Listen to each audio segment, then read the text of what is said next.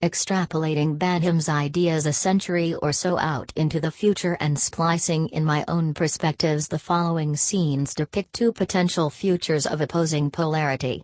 The structure, power dichotomy Benham's presents to us in Chapter 12 and turned into an extremist trajectory of ideology. Imagining if the world has fully committed to one side or the other can help us understand the shortcomings of both. Important to note, however, is that these futures are not dystopias, nor utopias, nor even utopias. They exist simply as provocations in a singular timeline among many.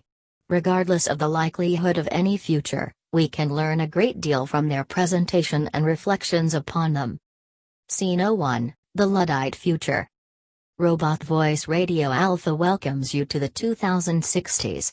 The annual State of the Terrasphere address is slated to commence shortly. Please tune your solar receivers to the correct frequency and stay on the line, thank you. Dial tone. Following the collapse of the American hegemony in the late 2040s, the influences of consumer culture and the enormous pressure on continual production have waned significantly on the global stage.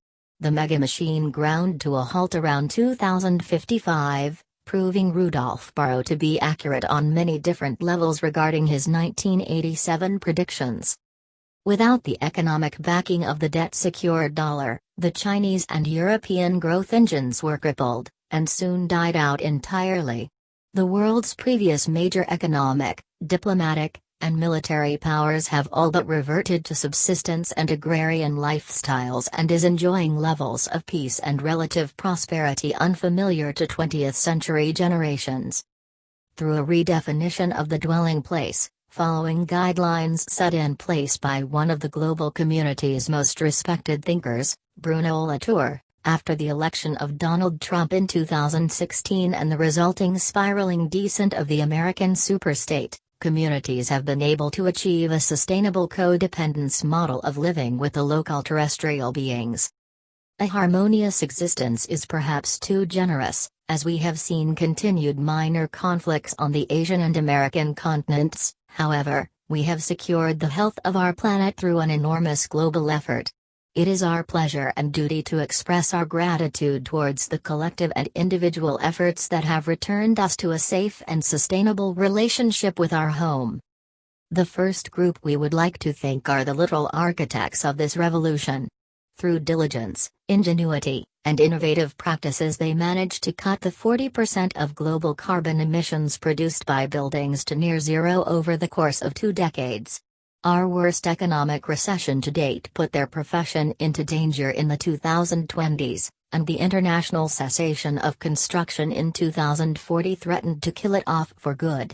Despite these hardships, they managed to organize around a new set of principles, committed to our terrestrial brothers and sisters, and reinvigorated our conception of what it means to dwell on our Earth. Working with legislators and engineers, buildings were retrofitted to reduce the strain on our already waning power grid. Cities were shaped, communities planned, infrastructure rehabilitated, all with minimal but careful intervention. 90% of the global community's buildings and life are completely passive. It is truly a remarkable accomplishment. We thank you for your service. Next, we would like to thank the SKRRT transition. Scene 02, The Technocrat Future. Robot Voice Dial Tone Attention Citizen FT347, the annual Hegemony Holocast is about to begin. Please cease your current production, set your STEMS implant to full sensory control, and make yourself comfortable. Thank you. Following CERN's breakthrough in nuclear fusion capabilities 3 years ago, 2060 is poised to be the brink of a new era. Our 2040 switch to 100% renewable energy was not in vain, but it came with its costs. Major industry dwindled, trade slowed immensely. Shipping became a luxury. But, over the course of the last 2 years, we have seen the resurgence of major industry across the globe. After the lifting of our legislation limiting power consumption to on-site only, we have seen a technological explosion surpassing that of the classical Renaissance or Industrial Revolution. The Western hegemony and Eastern hegemony have ceased their cultural conflict and are now working together to create a better world for all terrestrials. Trade has increased 34,500% from last year, commerce has exploded, and scarcity is a thing of the past we no longer have to concern ourselves with. The mega machine is no longer degenerate, but through our collected efforts is a generator of change and positivity for our world. For the success of this post-climatic regime, we must acknowledge the endeavors of several groups and fields. Firstly, the breakthroughs in fundamental physics would not have been possible without the contributions of Smstkvstvatisti. Secondly, the static Wu. And of course the designers of our new communities and ways of living, architects. The profession lead us through the interstitial period of self-sufficiency and on-site generation. Without their efforts, Zizek's predictions of the zero hour would have come to fulfillment decades ago. The nuanced resource management systems developed in conjunction with engineers and systems analysts allowed us to maintain our lifestyle through the most trying times we have faced to date. For that we thank you. But not only for sustaining our old way of life, also for giving us newfound freedoms in the tokamak epoch. Our previous limits on habitation have been removed.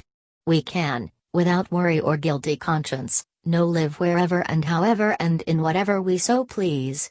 Hegemony citizens are afforded a level of freedom of residence never before achieved. The conditioning of environs has become so trivial, that we are seeing the emergence of a new naturalized movement, living entirely externally upon one's property in a tempered and comfortable climate, while beyond the barrier of temperance you may have a raging blizzard or raking desert sun. For providing to us the last rung on the ladder to complete freedom, we thank you.